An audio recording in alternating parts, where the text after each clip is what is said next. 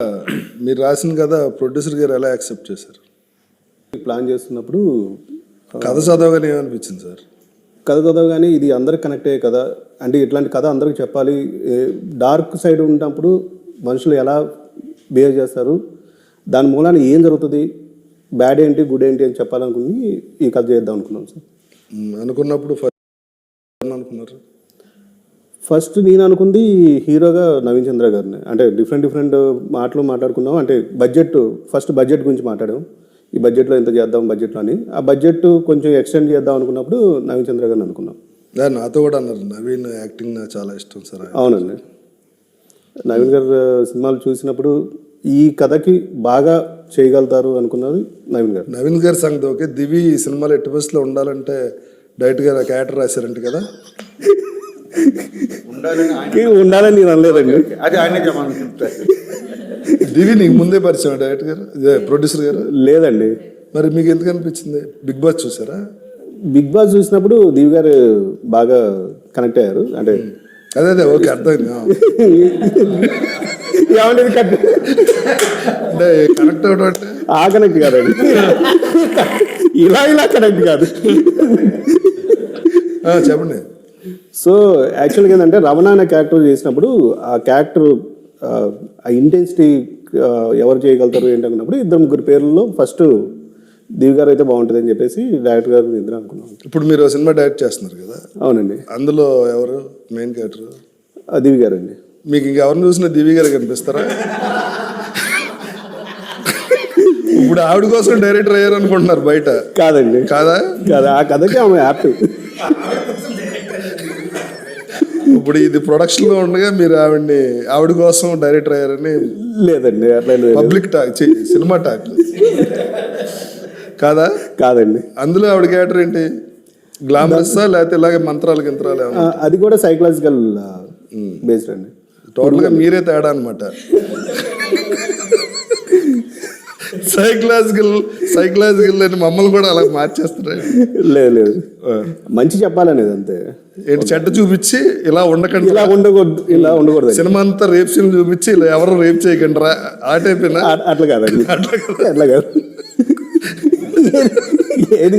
ఏది మంచి ఏది చేయడానికి మన పిల్లలకి మనం పెద్దవాళ్ళు చెప్పినట్టు ఇది కూడా అంతే. చెడ్డంతా చూపించి ఇలా ఉండకండి రా. చెడ్డంతా చూపించట్లేదండి. ఏంటి ఆ నాలుగేంటి అంత పొడుగుంది? చూడండి దివి ఏమనిపిస్తుంది ఆ నాలుగు చూస్తే నీకు?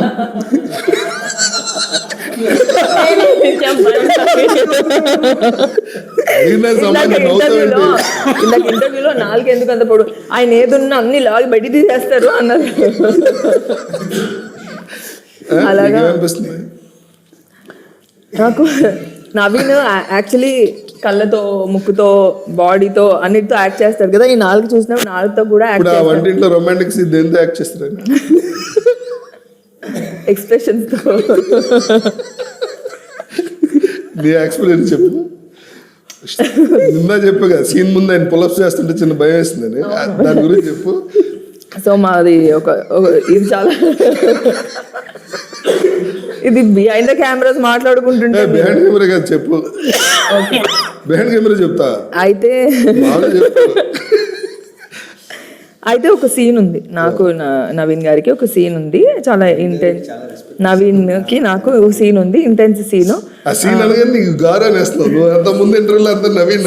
సరే ఓకే. అయితే ఆ సీన్ కోసం మామూలుగానే నవీన్ పిచ్చకి పోయినట్టు యాక్ట్ చేయాలి, చాలా ఇంటెన్స్ గా యాక్ట్ చేస్తాడు. మేము అంటే చాలా సీరియస్ గా చాలా ఇన్వాల్వ్ అయిపోతాడు, చాలా ఇన్వాల్వ్ అయిపోతాడు. సో ఆ రోజు పొద్దున షూట్ కి రాగానే అందరు రండి అని రౌండ్ టేబుల్ ఇలాగే కూర్చొని మేము డైరెక్టర్ గారు మీరు కూడా రండి అని చెప్పి ప్రొడ్యూసర్ గారు మేము అందరం కలిసి కూర్చొని డిస్కస్ చేస్తున్నాము. నవీన్ సీన్ ఏం లేదు, లవ్ మేకింగ్ సీన్ అది. ప్రొడ్యూసర్ మొత్తం ఏదో ఉంది ప్రొడ్యూసర్ ఏదో తేడా. సో దానికి ఓ డిస్కషన్, అరగంట డిస్కషన్, చాలాసేపు డిస్కస్ చేసి ఎలా చేయాలని డైరెక్టర్ గారు చెప్పి ఆయన చెప్పి ఆగండి, మీరు మిమ్మల్ని అడగలేదు.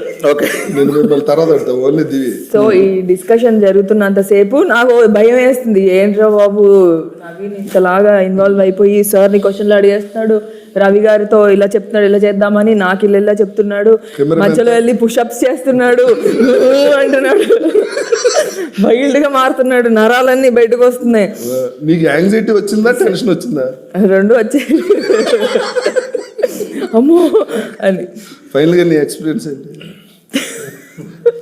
చెప్పు. Super super. It is a very good experience. Single take లో చేసేసాము ఇద్దరం కూడా. వెరీ గుడ్ సింగిల్ అంటే ఎక్స్పీరియన్స్. అయితే మరి వన్ మోర్ చెప్పమని డైరెక్ట్ అదే అది చెప్పకుండా వాళ్ళు సింగిల్ టేక్ లో ఓకే చేసి చాలా బాగుంది. యాక్చువల్లీ నవీన్ కి అస్సలు అవసరం లేదు సింగిల్ టేక్. అంతో కొంత నేను ఒకవేళ చేస్తుంటే నాకు ఇంకో టేక్ అవసరం అయ్యేదేమో, కానీ అవసరం పడలేదు. Naveen did a great job. Super. ఎంత మంచి కంఫర్ట్ అంటే ఉండండి, మిమ్మల్ని అడుగుతా. ఎంత మంచి కంఫర్ట్ అంటే నవీన్, నేను అంటే ఏదన్నా ఒక చిన్న ఏదో అనిపిస్తుంది కదా సీన్ అంటే, అలాంటి సీన్ చేసినప్పుడు అంటే ఏదో డిస్కంఫర్ట్ ఉంటుంది కదా. అందరూ ఉంటారు కదా డిస్కంఫర్ట్. మన అంటే మిగతా యాక్టర్స్ తో చేస్తున్నప్పుడు ఉండే డిస్కంఫర్ట్ కానీ ఏదైనా ఫీలింగ్ కానీ అలాంటి ఫీలింగ్ అసలు ఏమి ఇవ్వలేదు Naveen. Very nice, very comfortable. నీకు ఇలా ఓకేనా, నాకు అలా ఓకేనా, ఇలా చేద్దాము అలా చేద్దాము, ఎంత అంటే అది చాలా బాగా అనిపించింది నవీన్ సైడ్ నుంచి. చాలా చాలా బాగా అనిపించింది. సెకండ్ థింగ్, నవీన్ వర్క్ చేస్తున్న ప్రతిసారి నాకు అనిపిస్తుంది నవీన్ ఏంటి ఇంతలాగా ఇన్వాల్వ్ అయిపోతుంది, ఇంతలాగా. ఇప్పుడు ఈ సీన్ కి కూడా పుషప్స్ ఏంటి ఎందుకంటే అన్ని ఇలా ఇదంతా చాతంతా బయటికి కనిపించడానికి షర్ట్లెస్ కదా. అంటే తను బాడీలో ప్రతి పార్ట్ బాగుండదు, అంటే తను చేసే డయట్ బాగుండదు. ఇప్పుడు అదే కదా, ఇప్పుడు ఈ ఎక్స్ప్రెషన్ కూడా మీరు అంటే తను అంత ఇన్వాల్వ్ అయ్యి చేస్తాడు, ప్రతి సీన్ అంత ఇన్వాల్వ్ అయ్యి చేస్తాడు, కానీ చాలా కంఫర్ట్ ఇచ్చాడు. ఓకే, ఇప్పుడు చెప్పండి మీ ఎక్స్పీరియన్స్ ఏంటి ఆ సీన్ లో? ఎక్స్పీరియన్స్ కంటే ఒక చిన్న థిన్ లైన్ ఉందండి ఇక్కడ. ఏంటంటే మీరు సీరియస్గా మాట్లాడుతుంది, మామూలు చెప్పండి. సీరియస్గానే సార్, మామూలుగా అంటే ఇలాంటి ఇంటిమేట్ సీన్ చేసేటప్పుడు కో యాక్టర్కి మనం కంఫర్టబుల్గా పెడితే ఆబ్వియస్లీ డైరెక్టర్ అనుకున్న ఎమోషన్ని కరెక్ట్గా కెమెరా క్యాప్చర్. మీ ఇద్దరు కూడా సీన్ ఉంటుంది తగ్గేదిలో అవును సీన్ ఉంది. బట్ ఈ సీన్ వెనక చెప్పాల్సింది రవణ ప్లస్ ఆనంద్ క్యారెక్టర్ మధ్యలో జరిగిన ఒక జర్నీలో, అంటే సీన్ చూస్తే మీకు అర్థమవుతుంది ఆ సీన్ జరగడానికి కారణం ఏంటని. బట్ నేను ఆ పుషప్స్ అవన్నీ చేయడానికి కారణం ఏంటంటే వీడికి ఈ క్యారెక్టర్కి ఒక ప్రాక్టీస్ ఉంది, వర్కౌట్ చేస్తాడు. అది సినిమాలో పెట్టారో లేదో తెలీదు, కాకపోతే ఈ పూజ చేయడానికి బ్యాక్ స్ట్రైట్ ఉండాలి, ఫిజికలీ స్ట్రాంగ్ ఉండాలి. ప్లస్ ఇంకోటి అదంతా మేము చూపించాం కాబట్టి తన బాడీ ఎంతగా కోరుకుంటుంది ఈ ఒక ఎమోషన్ని, అంటే బ్రెయిన్లోనే కాదు టోటల్ బాడీ ఆ విషయాన్ని కోరుకుంటుంది. అలాంటి సిచ్యువేషన్లో క్యారెక్టర్కి వెళ్ళిపోయింది. సో అలాంటప్పుడు నేను ఒక వైల్డ్ థాట్లో ఉన్నప్పుడు నేను తనతో మాట్లాడాను, ఎక్కడైనా డిస్కంఫర్ట్ ఉంటే ప్లీజ్ నాకు చెప్పు నాకు, ఎందుకంటే నేను లిమిట్ దాటను, I will be in the character zone only. Discomfort ఉంటే చెప్పాను. ఆ క్యారెక్టర్ లిమిట్ దాటి క్యారెక్టర్గా నా క్యారెక్టర్ దాటకూడదు, నా క్యారెక్టర్ లిమిట్ దాటి క్యారెక్టర్ లిమిట్ దాటే. బట్ యాజ్ నవీన్ యాజ్ దివి ఆ సీన్ చేసేటప్పుడు నేను ఆ క్యారెక్టర్లో ఉండే నవీన్ ఉండకూడదు కదా క్యారెక్టర్లో. అవును సార్, నవీన్ ఉండడు సార్. కాకపోతే తనకి చెప్పింది ఏంటంటే ఒకవేళ పూర్తిగా నవీన్ క్యారెక్టర్ ఆ క్యారెక్టర్లోకి వెళ్తే ఆనంద్ క్యారెక్టర్ వెళ్ళి లిమిట్ క్రాస్ అవుతే ప్లీజ్ నాకు చెప్పాను. బట్ లక్కీలీ మేమిద్దరు మాట్లాడుకున్నాం ఫ్రెండ్సేగా. ప్లస్ డైరెక్టర్ గారు దాన్ని చూపించిన విధానం కూడా చాలా బాగా అనిపించింది. అది ఎలాగైనా చూపించచ్చు. ఓకే, ఎక్స్పీరియన్స్ ఏంటి సార్ ఆ సీన్ అప్పుడు? అది నేను అసలు అంత టెన్షనే పడలేదు స్టార్టింగ్. అంటే రేపు తీస్తున్నాం అన్నప్పుడు ముందు రోజు అనుకుంటాం కదా, ఇలాంటి సీన్లు ఏమైనా తీసినప్పుడు కొంచెం ఇంపార్టెంట్ సీన్స్ లేకపోతే ఇలాంటి ఇంటిమేట్ సీన్స్ తీసినప్పుడు ఒక టెన్షన్ ఉంటుంది, రేపు ఆ సీన్ ఎలా వస్తుంది అన్నది. నేను ఎప్పుడు ఏ సినిమాలో కూడా స్కిన్ షోని ఎప్పుడు నమ్మలేదు. స్కిన్ షో అనేది నా సినిమాలో లేదు, ఇప్పటిదాకా నేను ఎప్పుడు చేయలేదు. అది చేసినా సరే అది స్కిన్ షోగా ఉండకూడదు, అంటే చూస్తే ప్లెజెంట్గా ఉండేటట్టుగానే ఏదైనా చేయాలని అనుకున్నాను నేను. ఈ సినిమాలో ఆ సిచ్యువేషన్ ఏంటంటే 2 ఈవిల్ పవర్స్, అంటే పచ్చిగా చెప్పాలంటే 2 దెయ్యాలు రమించుకుంటున్నాయి అనుకోండి. సో 2 దెయ్యాలు రమించుకుంటున్నప్పుడు 2 క్షుద్రశక్తుల మీద విపరీతమైన కాంక్ష ఉన్న ఇద్దరు ఆ టైంలో అక్కడ రమిస్తున్నారు. ఓకే, అది ఫిజికల్ నీడ్ ఇదంతా పక్కన పెడితే వాళ్ళిద్దరూ ఒకరికొకరు attraction only because of their ideology, వాళ్ళ బుర్ర వలన వాళ్ళు కనెక్ట్ అయ్యారు. సో ఇది ఫస్ట్ ఐడియా. ఇది అయినప్పుడు దాన్ని మళ్ళీ అంత తీవ్రంగా చూపించాలి. అందులో ఉన్న ఛాలెంజ్ ఏంటంటే వాళ్ళిద్దరూ ఆ పని చేస్తున్నప్పుడు ఒక క్యారెక్టర్ దాన్ని చూస్తుంది. ఆ చూసే క్యారెక్టర్ తాలూకు ఏజ్ని నేను దృష్టిలో పెట్టుకోవాలి. అంటే అది వల్గర్గా ఉండకూడదు, రేపు పొద్దున ఒకళ్ళు దాన్ని ఈ ఛాలెంజెస్ ఉన్నాయి. సో కాబట్టి నేను షార్ట్స్ అనుకున్నాను, ఏమేం చేయాలి, అది కన్వే అయితే సరిపోతుంది కదా అనేది అనుకున్నాను. సో దాన్ని కూర్చొని ఎలా చేద్దాం అన్నప్పుడు ఇప్పుడు ఇందాక చెప్పిందే, వాళ్ళు చెప్పిందే ఇప్పుడు అందరం కూర్చున్నాం, మాట్లాడుకున్నాం. ఇది నాకు 4 షాట్లు కావాలి టోటల్గా. 1 ఈమె ఫేసు, 2 ఆయన ఫేసు, 3 ఒక మిడ్ షాట్లో యాక్ట్ ఏం జరుగుతుంది, దానికంటే ప్రారంభంలో 1. సో నేను అదంతా కూడాను ఆమె కాళ్ళపైన ఆ తాలూకా ఇంటెన్సిటీని మొత్తం కూడా ఆమె కాళ్ళు ఆ మొహం మీద చూపించాను అనమాట. సో దీనికి వాళ్ళు ఎదురు ఇచ్చేస్తారు. ఇప్పుడు నవీన్, ఇప్పుడు మేము ఎంతసేపు అది కామెడీగా మాట్లాడింది ఏంటంటే, నవీన్ గారు ఆ సీన్కి ఆయనేమి అంటే ఆయన ఇచ్చిన ఇన్పుట్ లేకపోతే ఆయన అక్కడ పెట్టిన శ్రద్ధ ఏంటంటే, వీడొక ఇలాంటి ప్రాక్టీస్ చేసేవాడు కదా, ఇలాంటి ప్రాక్టీస్ చేసేవాడు ఎలా ఉంటాడు. సో వాడు పర్ఫ్యూమ్ కొట్టుకొని లేకపోతే ఒక దీనిగా ఉండడు కదా, వాడి మీద ఏమి వస్తుంటుంది, ఒక స్వెట్టింగ్ ఒకలాంటి ఇదంతా ఉండాలి చూసారా. ఆ నెగిటివిటీ అంతా రావాలంటే ఏం చేయాలని అంటే, ఆ రోజు ఆయన ఏం చేశారంటే, ఇప్పుడు ఆయన పొద్దున్న స్నానం చేసి షూట్కి వచ్చారు. వచ్చిన తర్వాత ఇప్పుడు ఆయనకి దాన్ని ఏమంటారు, రెగ్యులర్గా కాకుండా ఆయనకి ఎక్స్ట్రా స్వెట్ కావాలి. అది కొడుతుంది. రెండోది ఆయన ఏమన్నానంటే, ఇప్పుడు నేను సినిమా ఇది 10 టేకులు తీసుకోలేము సార్, 1 టేకో 2 టేకులు 3 టేకులు చేయొచ్చు, అంతకుమించి ఎక్కువ టేకులు తీసుకోవద్దు, తర్వాత అది డైల్యూట్ అయిపోతుంది. సో అది చేసినప్పుడే ఆమెకి అందులోంచి ఒక ఇది పుట్టింది. సో నా బాడీ నుంచి ఆ ఆర్డర్ రావాలి. అట్ ద సేమ్ టైం అది ఆకాంక్ష, అది అదే మృగమా దెయ్యమా ఇదంతా అది చూపించినప్పుడు ఆ బాడీలో కూడా చూపించాలి. ఒక మామూలుగా ఏం లేకుండా పట్టుకుంటే అది నార్మల్ సీన్ అవుతుంది. సో అది చూపించాలని అంటే మనం వేరే ఏమి స్కిన్ షో చేయట్లేదు, మొహంలోనూ చూపించే ఆ షోల్డర్లోనూ ఈమె మొహంలోనూ ఆమెకి లభిస్తున్న లేదా వాళ్ళిద్దరు సుఖపడుతున్న దాన్ని ఆ కాళ్ళు చూపించాలి. ఈ 4 షాట్లే కాబట్టి దానికి ఆయన అది వర్క్ చేశారు. ఈవిడ హీరోయిన్ గారికి టోటల్ రివర్స్ సీన్, పట్టుకుని బాదీ scene, beating scene, how it was. First దెబ్బ తగిలింది సార్. తగిలింది, నేను ఉన్నాను కదా షూటింగ్లో. అది కాన్షియస్గా అడిగి చేశాను. అవునవును, but she was very sportive.